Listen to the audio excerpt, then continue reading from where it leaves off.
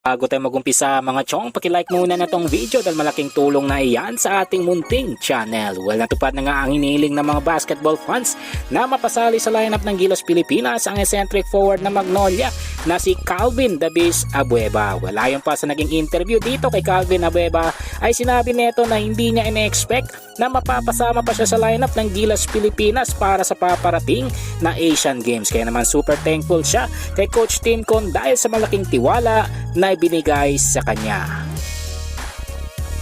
Ibang balita, punta naman tayo sa big man ng Pampanga Lanterns na si Justin Baltazar na sa wakas ay nagilom na ang mga chismis patungkol sa kanya, pero kahit ganon ay wala pa rin itong interes na magpa-drop sa PBA. Well, ayon pa sa mga insiders, ang dahilan kung bakit ayaw pang magpa-drop ni Justin Baltazar sa PBA ay dahil may active contract pa ito sa kanyang mother team. Pero ayon naman sa mga fans, hawak sa leeg ni Governor Delta Pineda ang nasabing big man, kaya naman kung anong say ni Gov ay yun din ang say ni Justin Baltazar. Well, panguli sa ating balita mga chong, patungkol naman sa star point guard na San Miguel Beermen na si Terence Romeo na di akalain ay mapapasama din sa lineup ng Gilas Pilipinas ngayong paparating na Asian Games. Well, ayon pa kay Coach Tim Cone, naniniwala siya na malaking impact para sa Gilas Pilipinas ang playing skills at shooting abilities ni Terence Romeo dahil isa talaga ito sa missing piece ng Gilas Pilipinas sa katatapos na FIBA World Cup. Kaya naman super thankful siya na available itong si Terence Romeo ngayong Asian Games. Well mga chong, nandito na lang ang ating balitang PBA at syempre